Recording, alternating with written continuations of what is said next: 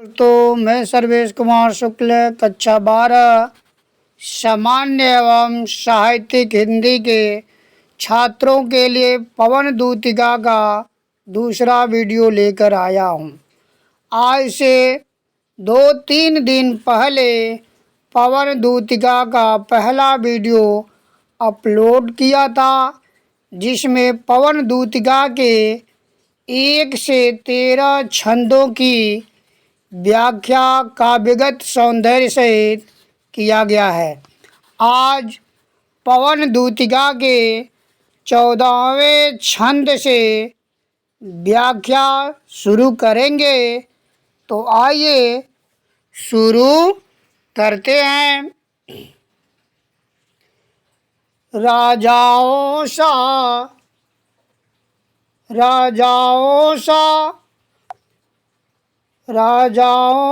सिर पर लसा दिव्या पीड़ होगा।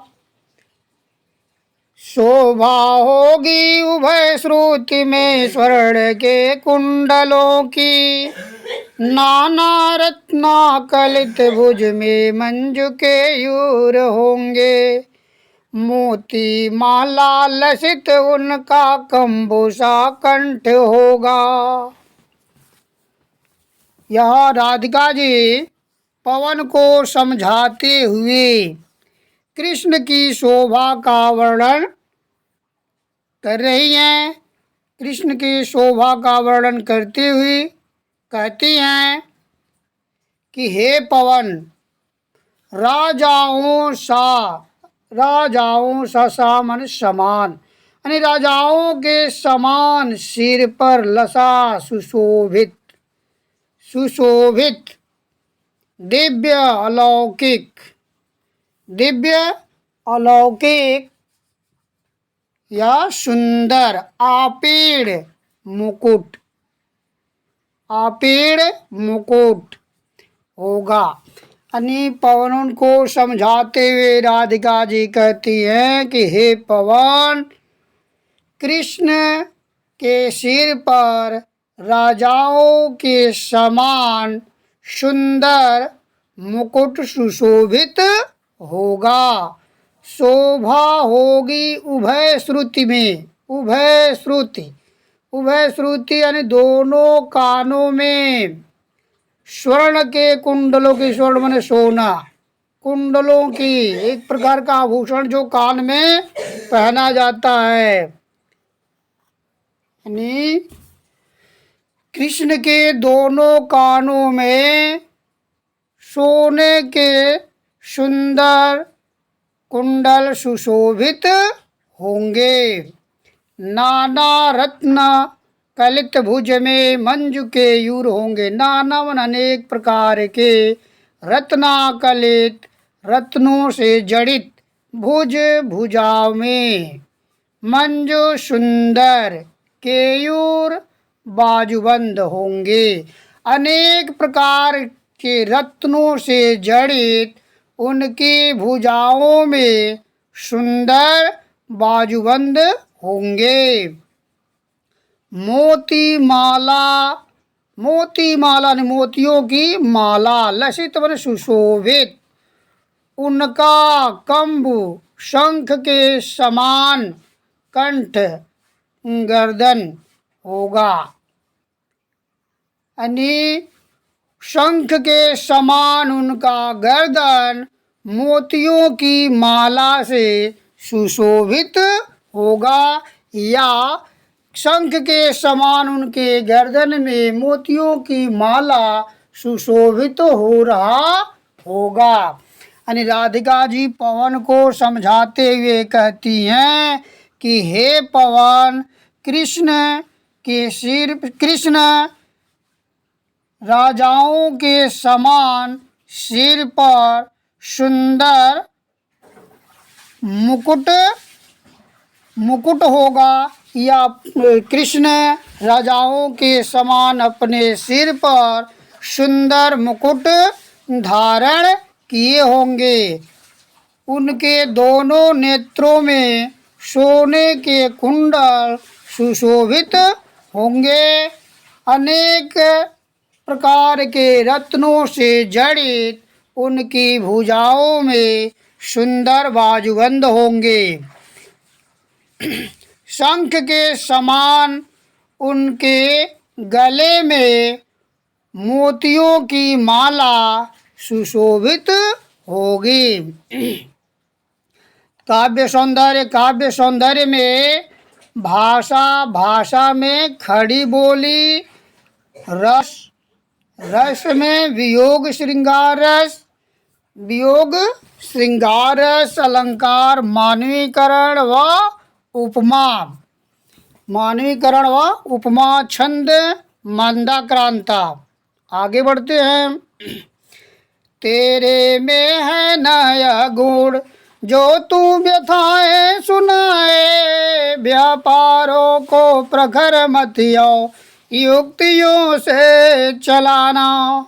बैठ जो हो निज सदन में मेघ सी कांति वाले, तो चित्रों को इस भवन में ध्यान से देख जाना। राधिका जी पवन से कहती हैं कि हे पवन, मैं जानती हूँ कि तुम्हारे पास मुख नहीं है, तुम बोल नहीं सकते, फिर भी मैं जानती हूँ कि तुम अपनी बात समझाने में समर्थ हो। इसलिए मेरी व्यथा को और मेरे कष्टों को अपने क्रियाकलापों द्वारा मेरे प्रियतम कृष्ण को समझा देना या बता देना। तेरे में है न यह गुण।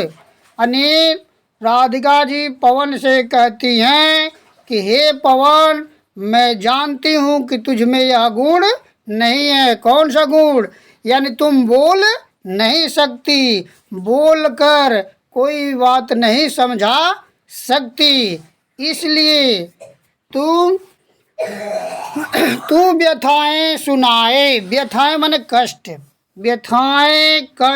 कष्टों को तुम सुनाना। यानी अपने व्यापारों को प्रखर मत, व्यापारों को क्रियाकलापों के द्वारा, क्रियाकलापों से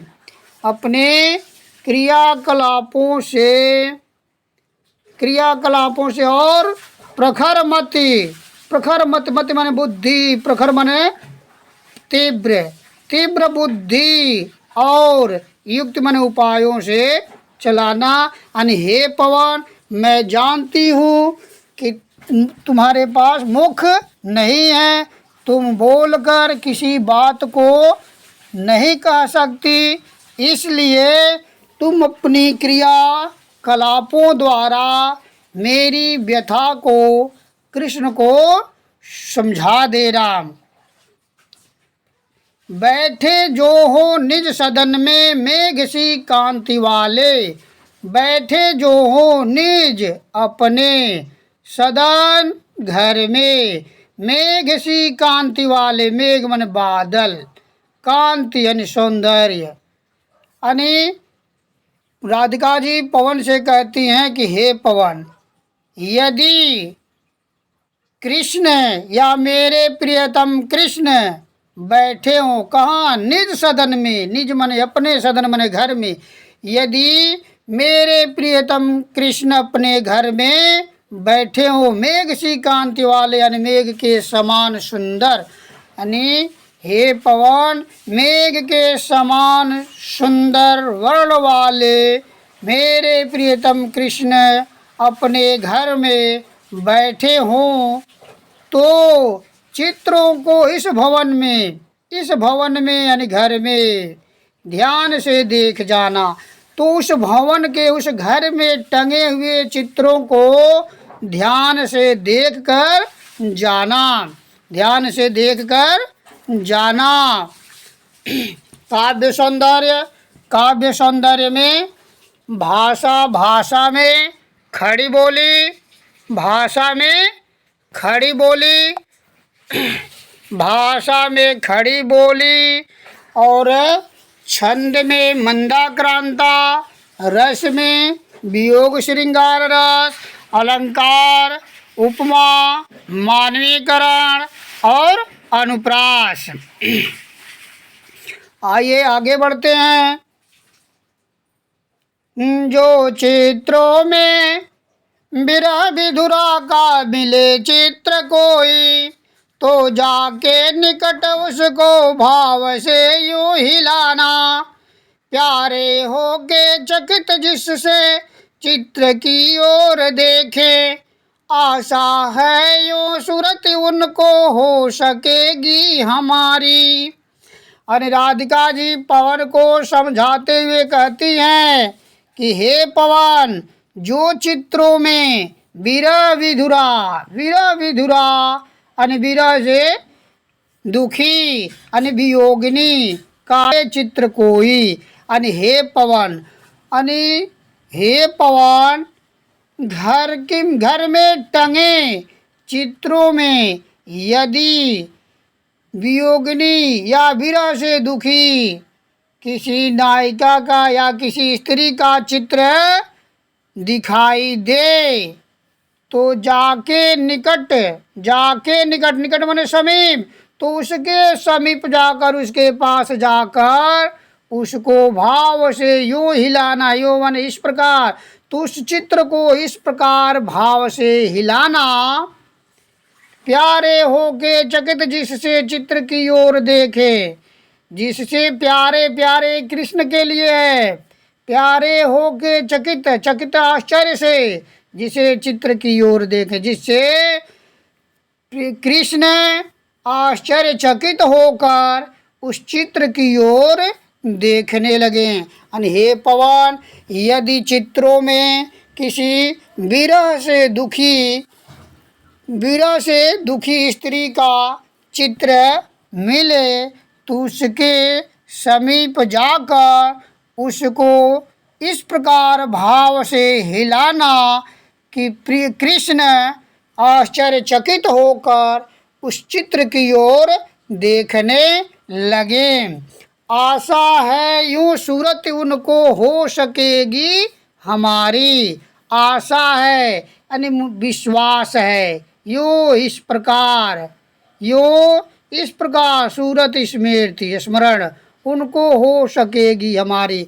मुझे विश्वास है, मुझे आशा है कि इस प्रकार उनको यानी कृष्ण को हमारी स्मृति हो जाएगी, उन्हें हमारी याद आ जाएगी। काव्य सौंदर्य में भाषा में खड़ी बोली, छंद में मंदाक्रांता, अलंकार में अनुप्रास, उपमा और मानवीकरण, और रस में वियोग श्रृंगार रस। आगे बढ़ते हैं। जो कोई भी इस सदन में चित्र उद्यान का हो, अहो प्राणी विपुल उसमें घूमते बावले से, तो जाके सन्निकट उसके और हिला के उसे भी, देवात्मा को सूरत व ब्रज के व्याकुलों की कराना।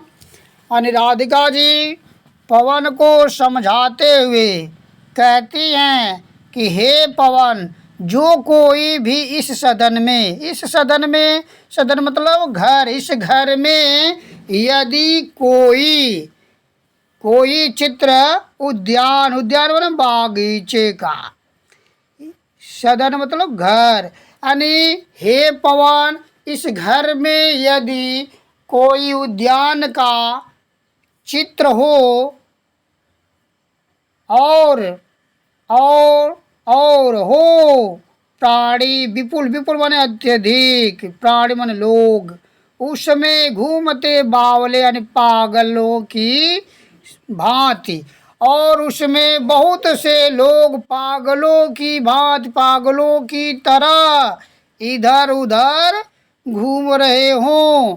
यानी राधिका जी पवन से कहती हैं कि हे पवन, यदि घर में टंगे चित्रों में कोई बागीचे का चित्र हो और उसमें बहुत से लोग इधर उधर पागलों की भांति, पागलों की तरह घूम रहे हों, तो जाके सन्निकट उसके, तो उसके पास जाकर के और हिला के उसे भी, तो उस चित्र को भी हिलाकर देवात्मा, देवात्मा कृष्ण को सूरत ब्रज के व्याकुलों की कराना।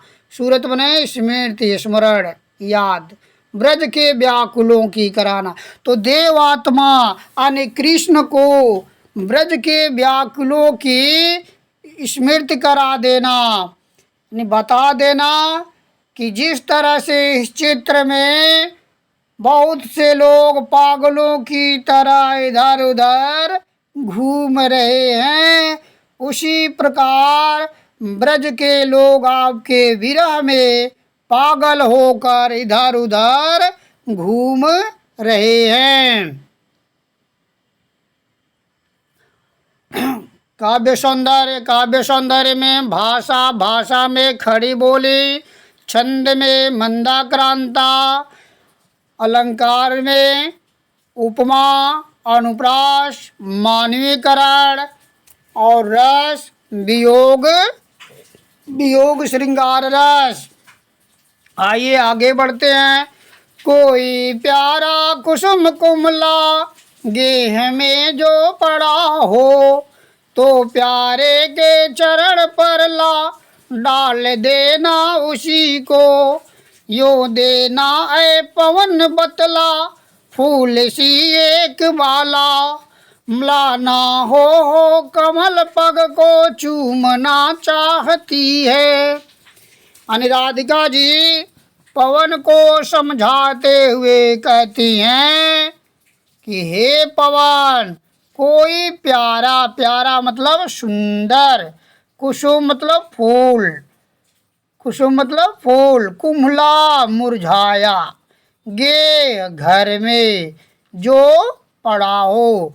राधिका जी पवन को समझाते हुए कहती हैं कि हे पवन, कोई सुंदर फूल मुरझा कर घर में पड़ा हो, तो प्यारे के चरण पर ला डाल देना उसी को। तो उस मुरझाए हुए फूल को लाकर कृष्ण, प्यारे, प्यारे के आया है कृष्ण के लिए, तो कृष्ण के चरण पर उसे को डाल देना। हे पवन, यदि घर में कोई सुंदर फूल मुरझाया पड़ा हो या मुरझाया हुआ पड़ा हो, तो उसे लाकर कृष्ण के चरणों में डाल देना। यूं देना है पवन बतला, यूं मन इस प्रकार देना है पवन बतला, इस प्रकार हे पवन बतला देना कि फूल सी एक बाला, इस फूल की भांति एक बाला एक स्त्री अर्थात राधिका मलाना हो, मलाना मन उदास होकर कमल पग को चूमना चाहती है, आपके कमल रूपी चरणों को चूमना चाहती है। राधिका जी पवन को समझाते हुए कहती हैं कि हे पवन, यदि घर में कोई प्यारा सुंदर सुंदर फूल मुरझाया पड़ा हो, तो उसे लाकर कृष्ण के चरणों में डाल देना। और इस प्रकार हे पवन कृष्ण को बता देना कि इस फूल मुरझाए हुए फूल की भांति, मुरझाए हुए फूल के समान एक बाला अर्थात राधिका जी उदास होकर आपके कमल रूपी चरणों को चूमना चाहती हैं, चूमना चाहती हैं। काव्य सौंदर्य, काव्य सौंदर्य में भाषा में खड़ी बोली, भाषा में खड़ी बोली, और छंद में मंदाक्रांता, छंद में मंदाक्रांता, अलंकार, अनुप्रास, उपमा, मानवीकरण और रस, वियोग, श्रृंगार, रस। तो आइए आगे बढ़ते हैं।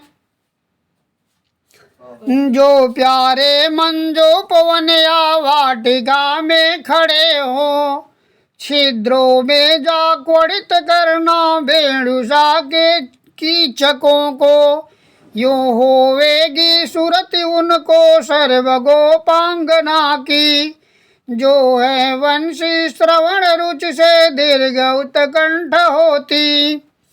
राधिका जी पवन को समझाते हुए कहती हैं कि जो प्यारे मंजू उपवन या वाटिका में खड़े हो, हे पवन, यदि कृष्ण, मंजू मतलब सुंदर, उपवन, उपवन यानी छोटा जंगल या वाटिका बागीचा, बागीचा में खड़े हों। यानी राधिका जी पवन को समझाते हुए कहती हैं कि हे पवन, यदि कृष्ण उपवन या बागीचे में खड़े हों तो कीचकों माने बांसों, कीचकों बांसों के छिद्रों में जा, छिद्रों में जा। तो हे पवन, बांसों के छिद्रों में जाकर क्वड़ित करना, क्वड़ित करना माने बजाना, क्वड़ित करना बजाना वेणुषा, वेणु माने बांसुरी।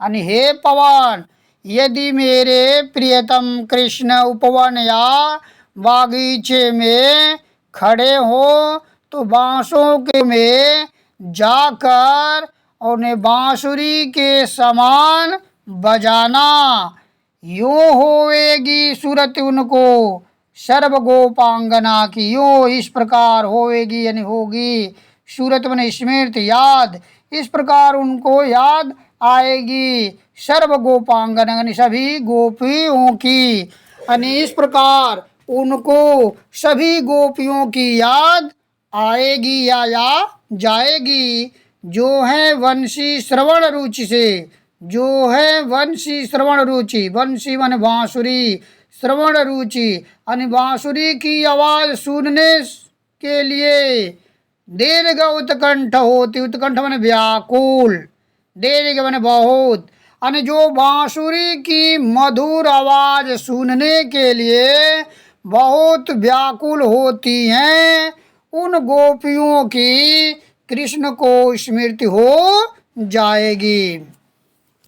काव्य सौंदर्य, काव्य सौंदर्य में भाषा, भाषा में खड़ी बोली, छंद में मंदाक्रांता, रस में वियोग श्रृंगार, अलंकार में मानवीकरण, अनुप्रास व उपमा अलंकार। आगे बढ़ते हैं। लाके फूले कमल दल को श्याम के सामने ही, थोड़ा थोड़ा विपुल जल में व्यग्र हो डुबाना, यूं देना है भगिनी जतला एक अम्भोज नेत्रा, आँखों को हो विरह विधुरा वारी में बोरती है। यानी राधिका जी पवन को समझाते हुए कहती हैं कि हे पवन, लाके फूले कमल दल को यानी खिले हुए कमल के पत्ते को, कमल दल, दल माने पत्ता या समूह, कमल दल कमल के पत्ते को श्याम कृष्ण के सामने ही, यानी राधिका जी पवन को समझाते हुए कहती हैं कि हे पवन, खिले हुए कमल के पत्ते को लाकर कृष्ण के सामने ही थोड़ा थोड़ा, थोड़ा थोड़ा करके, एकाएक नहीं, पूरा नहीं, थोड़ा थोड़ा, विपुल जल में, विपुल माने अत्यधिक, जल बहुत जल में, व्यग्र हो, व्यग्र माने व्याकुल हो कर, यानी व्याकुल हो कर क्या करना, डुबोना। यानी हे पवन, यदि हे पवन, खिले हुए कमल के पत्ते को लाकर कृष्ण के सामने उसे पर्याप्त जल में थोड़ा थोड़ा करके व्याकुलता के साथ डुबाना। यूँ देना है भगिनी आणि हे बहन, भगिनी बहन, हे बहन जतला आणि बता देना। एक अम्बुज नेत्रा आणि कमल जैसी नेत्र वाली आणि हे बहन पवन, इस प्रकार कृष्ण को बता देना कि एक कमल जैसे नेत्र वाली, कमल जैसे नेत्र वाली राधा आपके विरह में विरह विधुरा आणि विरह से दुखी वियोगिनी विरहिणी वार जल में बोरती है। यानी हे बहन पवन, इस प्रकार कृष्ण को बता देना कि कमल जैसे नेत्रों वाली आपके विरह में राधा अपनी आँखों को आंसू में डुबोती रहती है। काव्य सौंदर्य में भाषा में खड़ी बोली, छंद में मंदाक्रांता, अलंकार में मानवीकरण, उपमा अनुप्रास और रस में वियोग। आइए आगे बढ़ते हैं। धीरे लाना वहन करके नीप का पुष्प कोई, और प्यारे के चपल दृग के सामने डाल देना। ऐसे देना प्रकट दिखला नित्याशंकिता हो, कैसी होती विरह वश में मैं नित्य रोमांचिता हूँ। यानी राधिका जी पवन को समझाते हुए कहती हैं कि हे पवन, धीरे लाना वहन कर के नीप का पुष्प कोई, नीप माने कदम। यानी राधिका जी कहती हैं कि हे पवन, कदम का कोई फूल धीरे से अपने साथ उठाकर लाना, और प्यारे के यानी कृष्ण के चपल दृग यानी दोनों चंचल नेत्रों के सामने डाल देना। यानी राधिका जी पवन से कहती हैं कि हे पवन, कदम का कोई पुष्प फूल अपने साथ उठाकर लाना और कृष्ण के चंचल नेत्रों के सामने उसे डाल देना। ऐसे देना प्रकट, और इस प्रकार प्रकट कर देना, स्पष्ट कर देना, बता देना कि नित्य आशंकिता हो, नित्य आशंकिता हो यानी नित्य आशंकिता हो, यानी आशंकिता हो कैसी होती विरहवश, विरहवश यानी विरह के वशीभूत होकर मैं नित्य डरी डरी सी रहती हूँ। पुनर्मिलन की कल्पना से, पुनर्मिलन की कल्पना से मैं रोमांचिता होती हूँ। नित्य माने हमेशा, रोमांचित माने रोमांचित, यानी कदम के पुष्प की भांति पुनर्मिलन की कल्पना से मैं रोमांचित होती रहती हूँ, रोमांचित होती रहती हूँ। काव्य सौंदर्य में भाषा में खड़ी बोली, भाषा में खड़ी बोली, छंद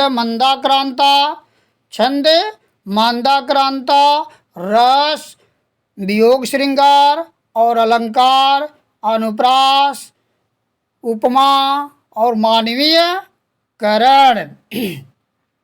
आगे बढ़ते हैं। बैठे नीचे जिस विटप के श्याम होए उसी का कोई पत्ता, निकट उनके नेत्र के ले हिलाना।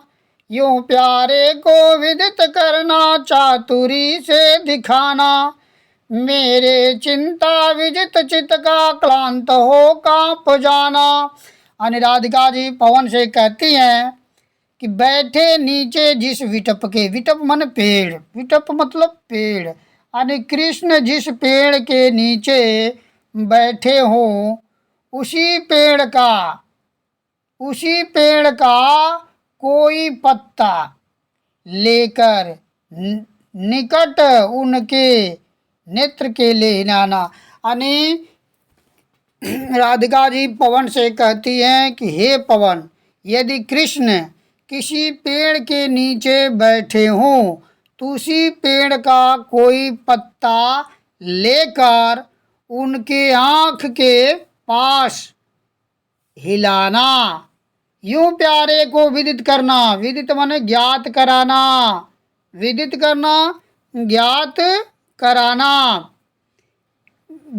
ज्ञात कराना, चातुरी से दिखाना, अपनी चतुराई से, अपने क्रियाकलाप से इस प्रकार कृष्ण को ज्ञात कराना कि मेरे चिंता विजित चित्त का, मेरे चिंता विजित, विजित माने जीत लिया, चित्त मन, यानी चिंता ने मन को जीत लिया, यानी चिंता ने मन को जीत कर थका दिया, शक्तिहीन कर दिया, शक्तिहीन कर दिया, शक्तिहीन कर दिया। इसलिए क्लांता हो कांप जाना, क्लांता माने दुखी होकर, थक कर, थके हुए होने के कारण, दुर्बल होने के कारण, दुखी होने के कारण पत्ते के समान मैं कांपती रहती हूँ। काव्य सौंदर्य, काव्य सौंदर्य में भाषा, भाषा में खड़ी बोली, रस में वियोग श्रृंगार, छंद में मंदाक्रांता, अलंकार में अनुप्रास, उपमा और मानवीय करण। सूखी जाती मलिन लतिका जो धरा में पड़ी हो, तो पाओगे निकट उसको श्याम के ला गिराना। यो सीधे से प्रकट करना प्रीति से वंचिता हो, मेरा हो नायत मलिन और सुखते नित्य जाना। राधिका जी पवन को समझाते हुए कहती हैं कि हे पवन, सूखी जाती मलिन लतिका जो धरा में पड़ी हो, धरा माने पृथ्वी। राधिका जी पवन से कहती हैं कि हे पवन, यदि कोई मलिन मुरझाई हुई लता पृथ्वी पर पड़ी हो, तो उस मुरझाई हुई लता को लाकर कृष्ण श्याम कृष्ण के पैरों के पास गिराना, यानी गिरा देना। यानी हे पवन, यदि कोई मुरझाई हुई लता धरती पर पड़ी हो तो उसे लाकर कृष्ण के पैरों के पास गिरा देना। यूँ सीधे से प्रकट करना और इस प्रकार सीधे सीधे स्पष्ट कर देना कि प्रीति से वंचिता हो, प्रीति से वंचिता हो, प्रीति से यानी प्रेम से रहित, प्रीति से वंचिता हो यानी प्रेम से रहित, प्रेम से रहित, प्रेम से रहित, मेरा होना अति मलिन और सूखते नित्य जाना। यानी प्रेम से रहित होकर मेरा यानी मैं अति मलिन, अत्यधिक उदास और सूखते नित्य जाना, यानी इससे सूखी हुई, इस मुरझाई हुई लता के समान मैं नित्य सूखती जा रही हूँ, मैं नित्य सूखती जा रही हूँ। काव्य सौंदर्य, काव्य सौंदर्य में भाषा, भाषा में खड़ी बोली, छंद में मंदाक्रांता, छंद में मंदाक्रांता, रस वियोग श्रृंगार रस, अलंकार मानवीकरण, उपमा और अनुप्रास। कोई पत्ता नवल तरु का पीत जो हो रहा हो, तो प्यारे के दृग युगल के सामने ला उसे ही, धीरे धीरे संभल रखना और उन्हें यूँ बताना, पीला होना प्रबल दुख से प्रोषिता सा हमारा। राधिका जी पवन से कहती हैं कि हे पवन, कोई पत्ता नवल तरु का, नवल मन नए, नए,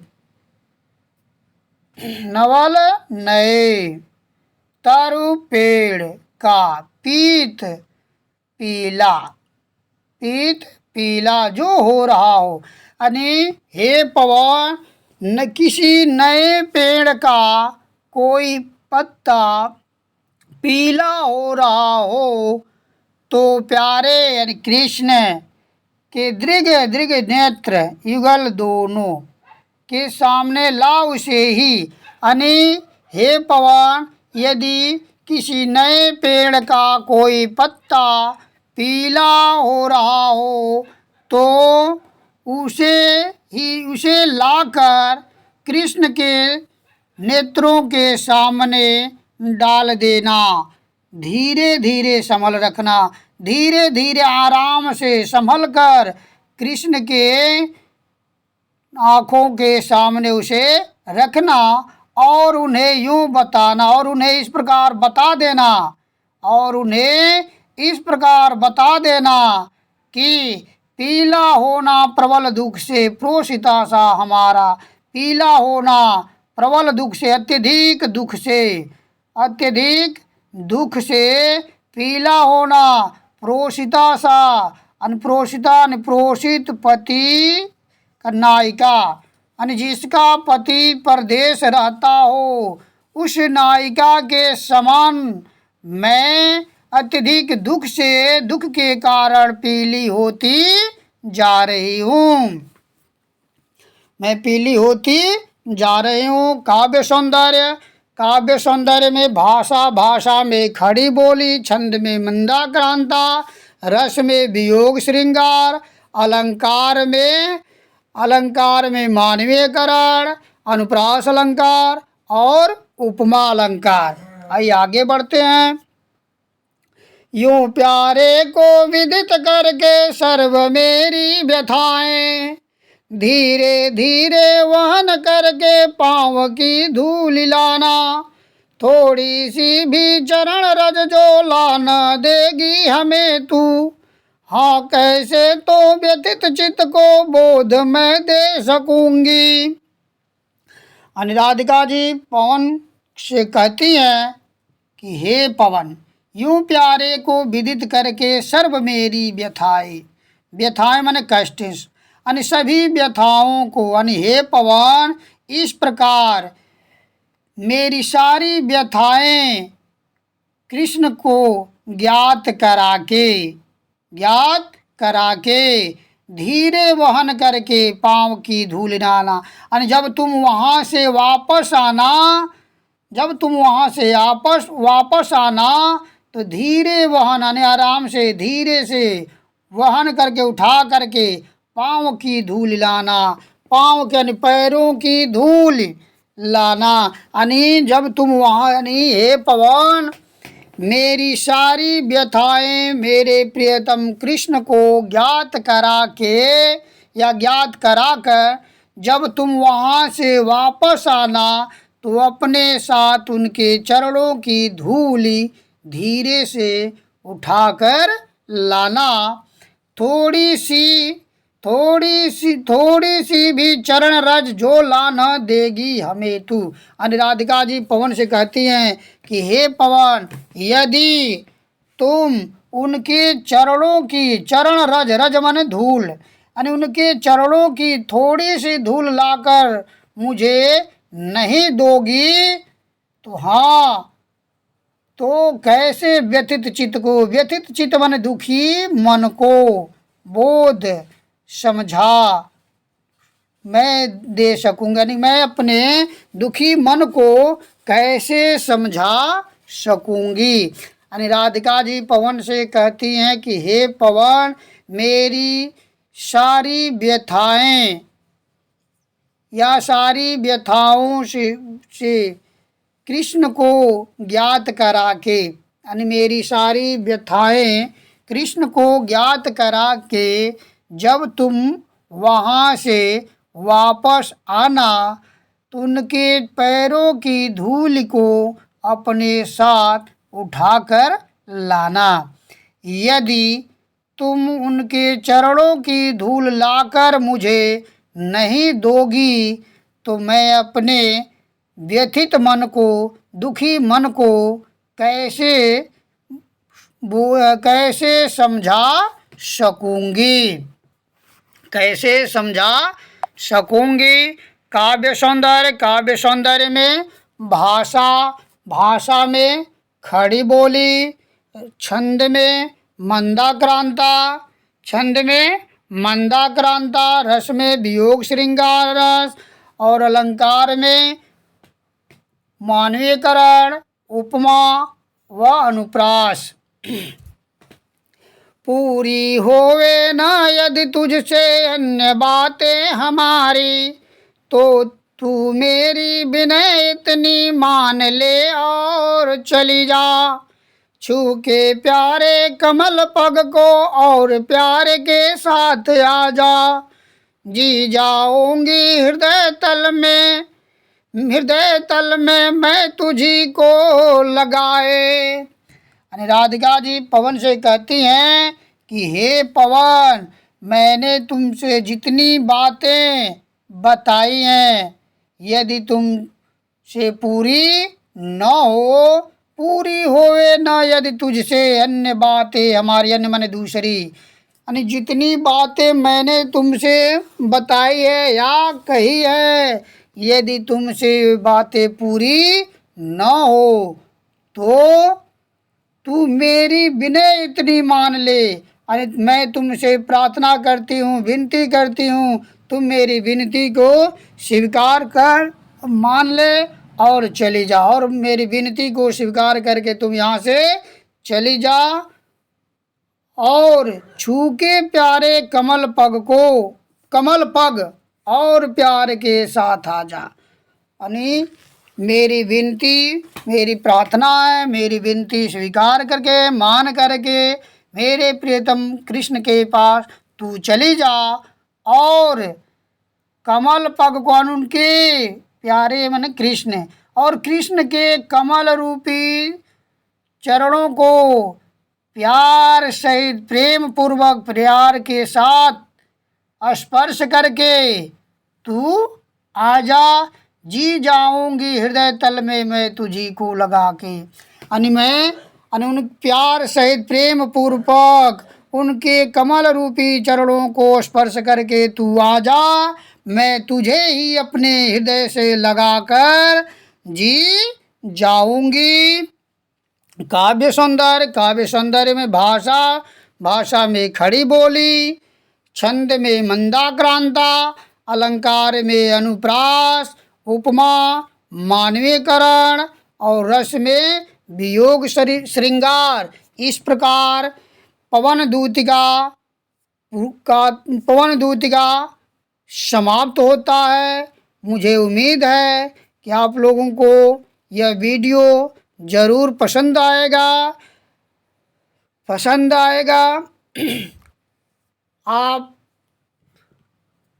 आप हमारे चैनल को सब्सक्राइब करें, लाइक करें और इसके साथ साथ अगले वीडियो में हम पुनः मिलेंगे।